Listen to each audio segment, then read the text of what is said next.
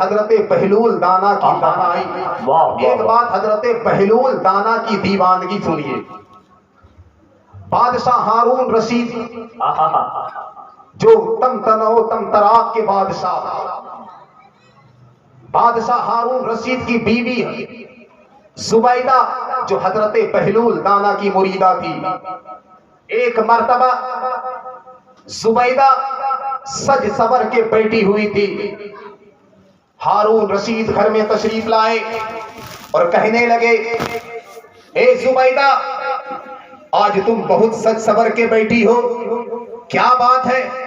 تم بہت خوبصورت ہو, کیا تم بہت خوبصورت لگ رہی ہو؟ تو زبیدہ نے کہا ہاں الحمدللہ میں خوبصورت ہوں. تو ہارون رشید کو یہ جملہ ٹھیک نہیں لگا.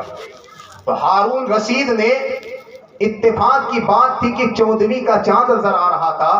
تو ہارون رشید نے کہا کہ کیا تم یہ 14ویں کے چاند سے بھی زیادہ خوبصورت ہو؟ تو زبیدہ نے کہا الحمدللہ میں 14ویں کے چاند سے بھی زیادہ خوبصورت ہوں. اتنا کہنا تھا کہ ہارون رشید کو غصہ آ گیا. کہا اے زبیدہ تم اتنی بڑی بات بغیر دلیل کے کیسے بول رہی ہے؟ تم جب بول رہی کہ چاند سے بھی زیادہ خوبصورت ہو, جب تک تم اس بات پر حدیث کا کوئی ٹکڑا یا قرآن کی کوئی آیت پیش نہیں کر دے گی تب تک میں تم سے بات نہیں کروں گا, تب تک تمہارے ساتھ میں نہیں سوؤں گا. اب زبیدہ پریشان کہ کیا وجہ تھی, ہم نے آخر کیوں کہہ دیا ان کو اتنی بڑی بات. ہارون رشید وہ پریشان الگ ہے کہ میرے لیے تو سچ کر کے بیٹھی ہوئی تھی, میں نے آخر اتنی بڑی بات ان سے کیوں کر دی. قسم خدا کی پیر ہو تو ایسا ہو. حضرت بہلول دانا جب زبیدہ رات کی تنہائی میں تڑپ رہی تھی تو حضرت بہلول دانا اپنے گھر میں بے چین تھے کہ میری مریدہ پریشان ہے. صبح ہوئی, وہ کھٹ پٹ کھڑام پہن کر کے حضرت ہارون رشید کے گھر پر تشریف لائے. جب ہارون رشید کے گھر پر تشریف لائے تو ہارون رشید نے کہا اے بہلول, اے پاگل, اے مجنو, کیوں آئے ہو؟ کہا میں اس لیے آیا ہوں کہ لگتا ہے میں آئے دنوں قرآن بھول رہا ہوں. میں سوچ رہا ہوں کہ میں جو بھول رہا ہوں آپ قرآن میرا سن لے تاکہ ہمیں یقین ہو جائے کہ ہمیں قرآن یاد ہے. تو ہارون رشید نے کہا حضور کیسی بات کر رہے ہیں, آپ قرآن بھولیں گے؟ کہا سننا ہے, میں سنانے کی غرض سے آیا ہوں, اگر سننا ہے تو سنو ورنہ میں جاتا ہوں. کہا سنائیے.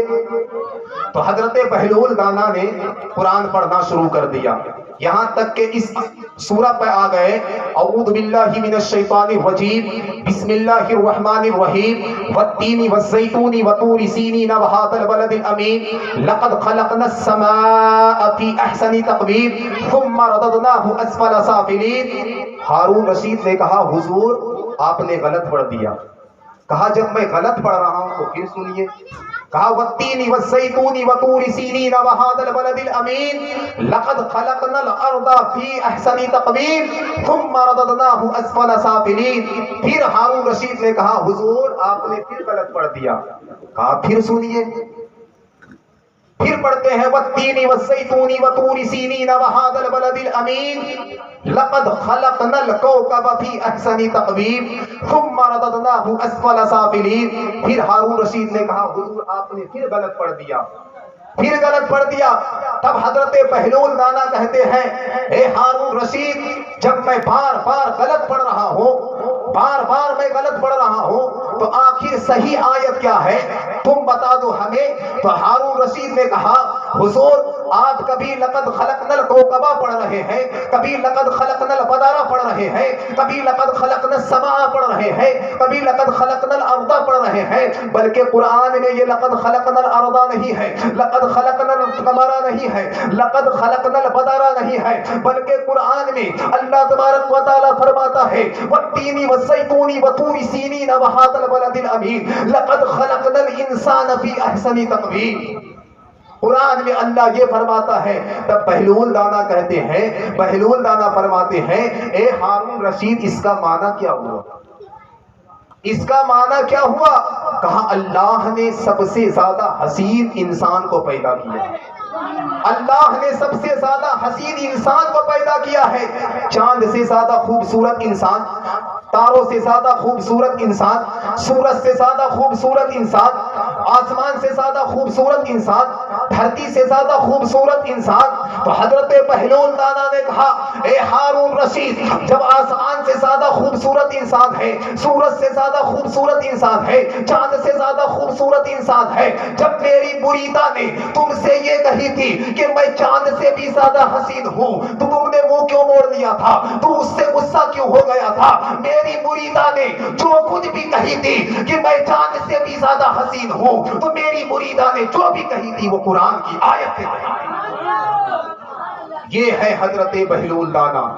ایک مرتبہ حضرت بہلول دانا محلے سے نکل کے قبرستان کی طرف جا رہے تھے، تو راستے میں ہارون رشید مل گئے۔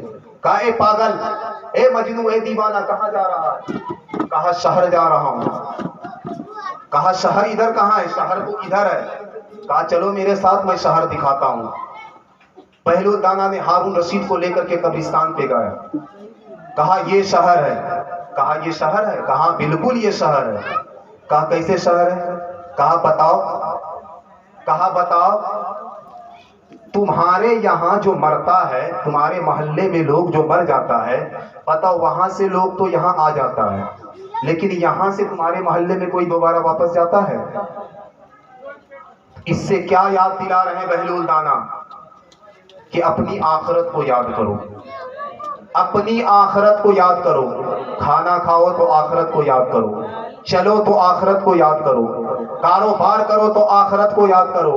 آج ہم آخرت کو بھولے بیٹھے ہیں، اس لیے حرام خوری ہم کر رہے ہیں، چوری ہم کر رہے ہیں، زناکاری ہم کر رہے ہیں، عیاری ہم کر رہے ہیں، مکاری ہم کر رہے ہیں۔ اگر قسم خدا کی جس دن آپ نے آخرت کو یاد کر لیا، قسم خدا کی آپ کا نصیبہ یہاں بھی مقدر رہے، بلند رہے گا، اور میدان محشر میں بھی بلند رہے گا۔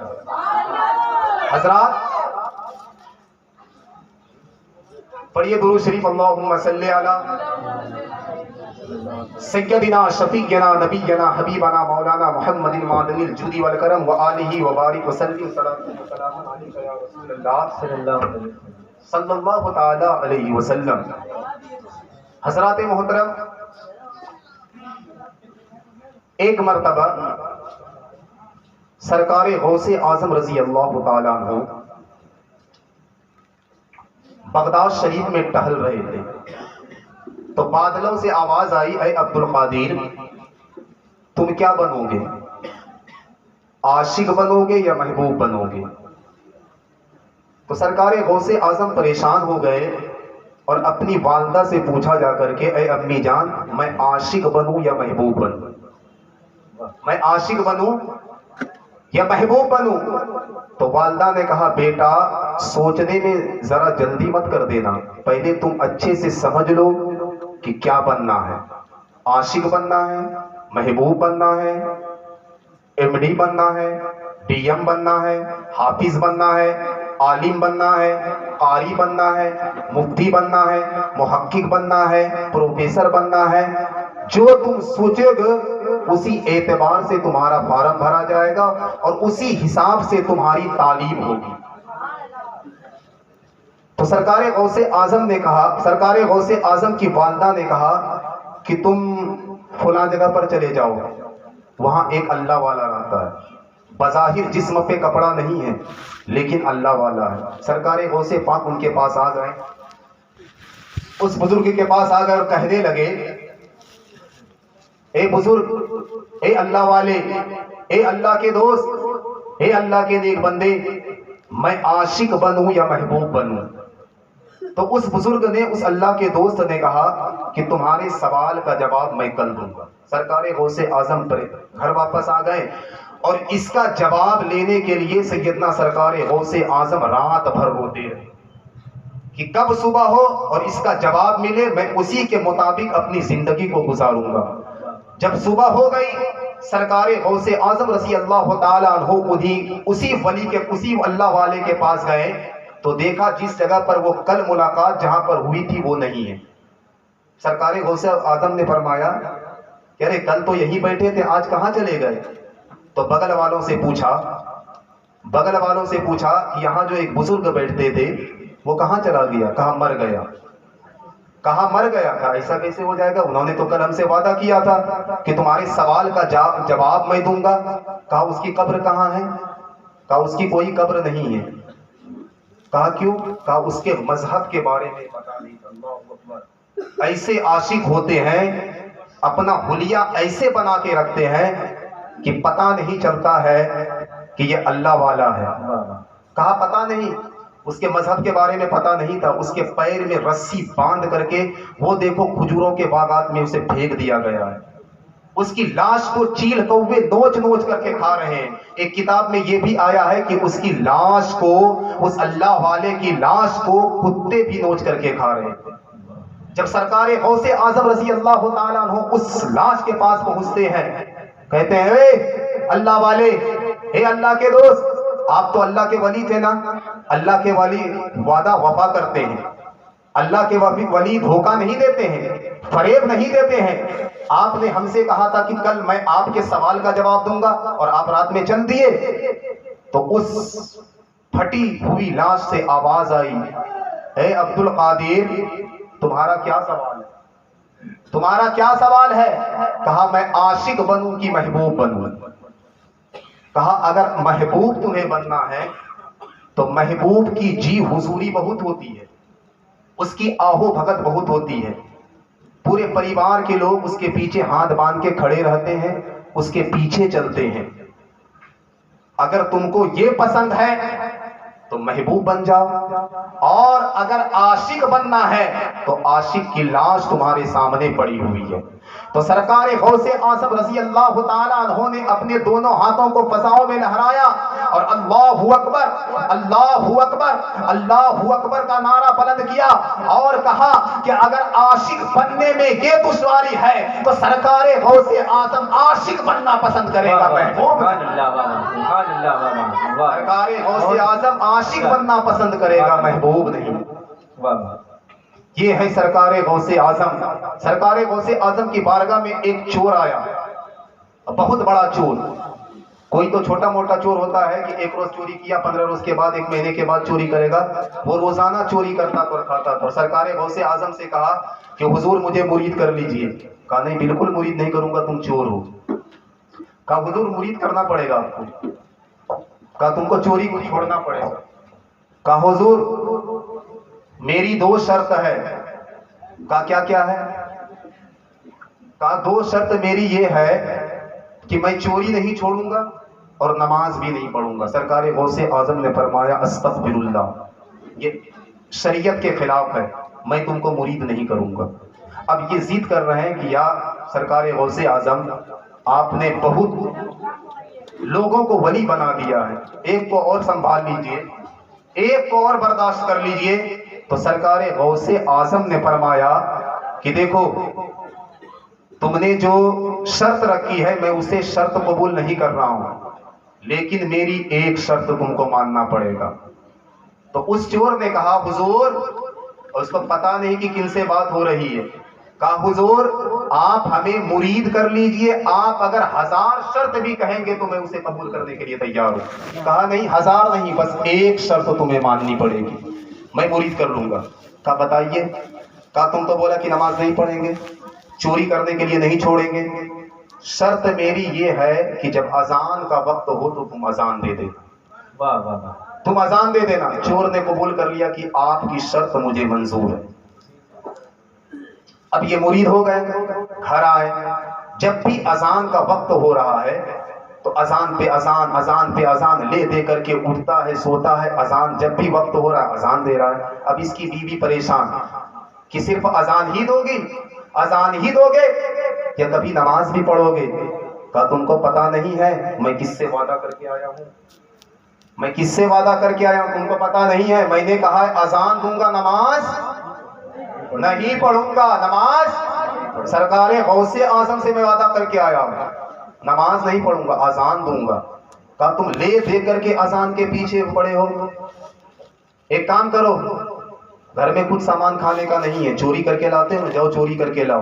कहा वही तो सोच रहा हूं कि कोई ऐसा लंबा वक्त मिले जिसमें अजान का वक्त ना, جس میں اذان کا ٹائم نہ ہو، تو اس نے عشاء بعد پلان بنایا اور بغداد کے ایک رئیس کے طرف مکان کے طرف پڑھا اور رسی لگا کر کے اسے اس کے مکان میں پلانگ لگا کر کے اس کے مکان کے اندر چلا گیا، اور جس گھر میں سونے جواہرات ہیرے رکھے ہوئے تھے اسی روم میں یہ پہنچا اور بوری لے کر کے سونے جواہرات ہیرے کو بڑی آرام سے، یہ اور سامان کے طرح سونا ہیرا وغیرہ نہیں، اس کو بڑی سنبھال کر کے رکھا جاتا ہے، اس لیے اس نے سوچا کہ خراب نہ ہو، آرام سے اس نے بوری میں رکھنا شروع کر دیا۔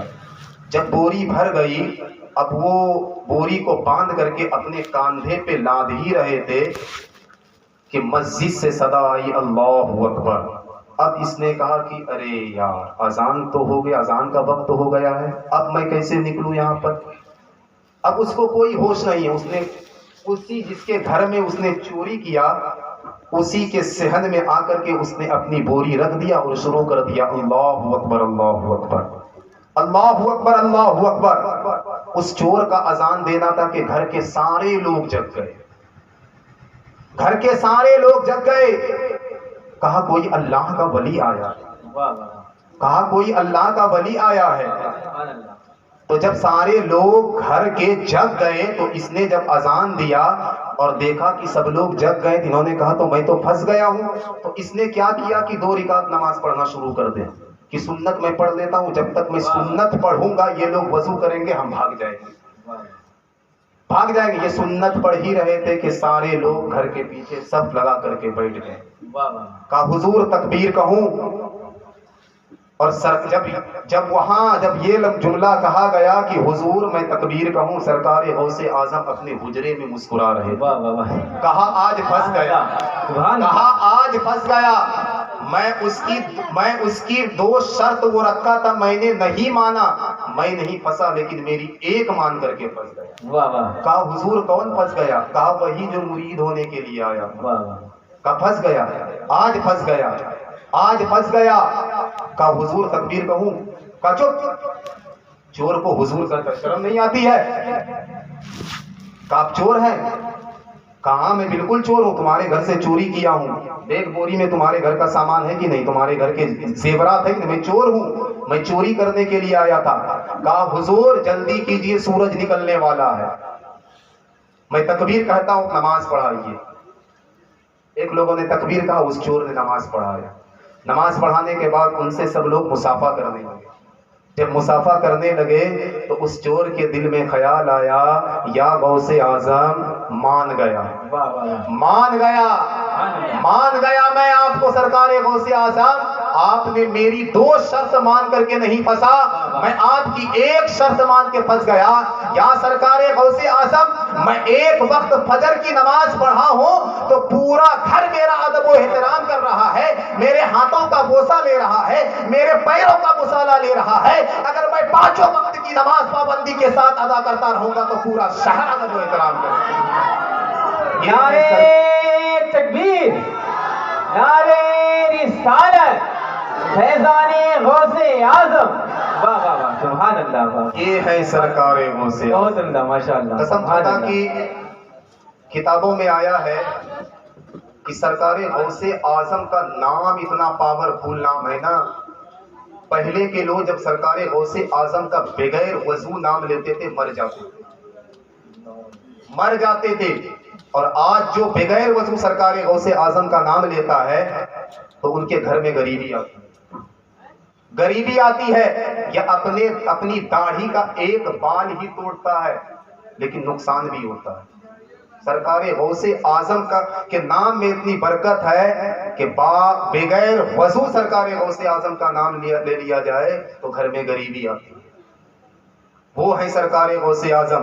آئیے میں ایک بات بتا دوں، جناتوں کا واقعہ بتا دوں، بس آخری بات بتا کے میں رخصت ہو جاؤں گا۔ آپ لوگ سوچتے ہیں کہ میرے گھر میں جنات نہ آئے تو سرکار غوث اعظم کا بس آخری واقعہ سن لیجئے اور پھر سرکار غوث اعظم کا نام ادب و احترام کے ساتھ لیجئے۔ سرکار غوث اعظم کے محلے میں ایک شخص رہتا تھا، اس کا نام تھا ابو سعید عبداللہ۔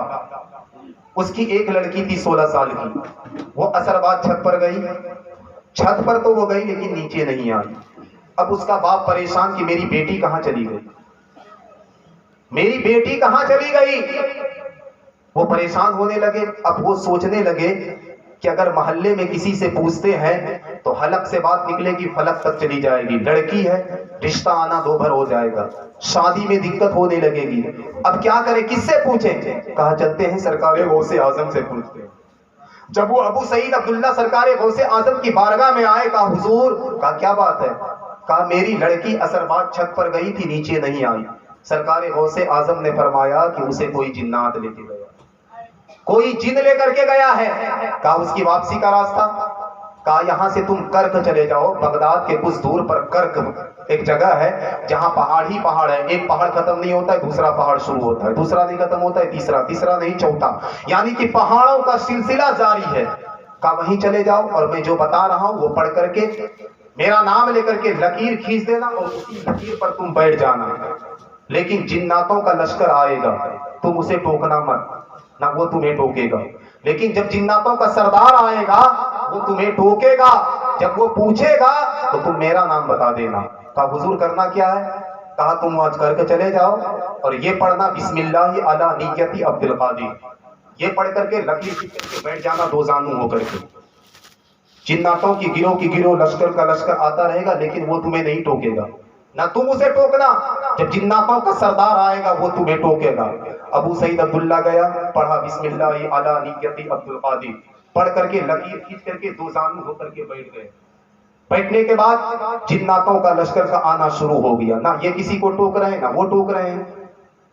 جب جناتوں کا سردار آیا، جناتوں کا بادشاہ آیا، اس نے کہا اوے شخص کون ہو، کون میرے راستے پر بیٹھے، تمہیں پتا نہیں ہے کہ یہ جناتوں کی گزرگاہ ہے، خطرے کی جگہ ہے، تمہاری موت بھی ہو سکتی ہے۔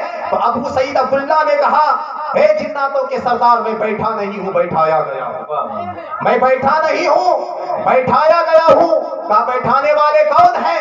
کہا غوث زندانی، قندیل نورانی، شہباز لامکانی، سیدنا شیخ عبد القادر جیلانی۔ سرکار غوث اعظم کا نام سننا تھا کہ جناتوں کا سردار جھٹ سے گھوڑے سے نیچے اترا اور بڑی ہی ادب کے ساتھ دو زانو ہو کر کے ابو سعید عبداللہ کے پاس بیٹھ گیا اور کہا میرے آقا کا کیا ہوا، میرے آقا کا؟ دیکھ جناتوں کا سردار جو سرکار غوث اعظم کا ادب کیسے کر رہے ہیں، صرف نام سے کہ میرے آقا کا کیا حکم ہے۔ دو زانو بیٹھ گئے۔ کہا میری لڑکی کو کسی جن نے لے کے گیا ہے، اس کو واپس کر دے بولے۔ کہا سرکار غوث اعظم کے دیار سے جن لڑکی لے کر کے گیا ہے؟ تو اپنے لشکر کو حکم دیا دیکھو وہ لڑکی کہاں ہے، وہ چین کے جنگل میں تھی، اسے لایا گیا۔ اور جناتوں کے سردار نے پوچھا کہ یہ کام کس نے ایسا کیا ہے؟ کہا اس جن نے کیا، اسے تلوار سے دو ٹکڑا کر دیا گیا۔ تو ابو سعید عبداللہ نے کہا کہ آپ لوگ سرکار غوث اعظم کو اتنا مانتے ہیں؟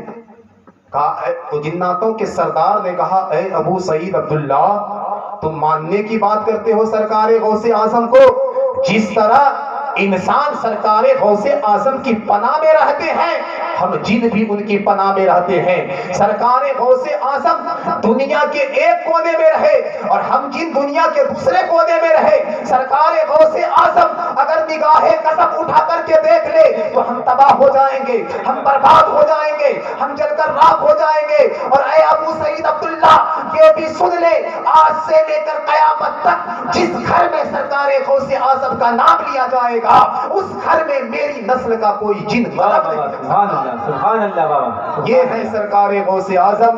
یہ قصہ لطیف کبھی نہ تمام ہو، جو کچھ بیاں ہوا وہ آغاز باب تھا۔ حضرات محترم، بولنے میں قصداً سہواً ہم سے کوئی خطا ہو گئی ہے تو اللہ کو حاضر جان کر آپ لوگ کو گواہ بنا کر میں توبہ کرتا ہوں۔ استغفر اللہ ربی من کل ذنب واتوب الیہ۔ پڑھیے کلمہ شریف لا الہ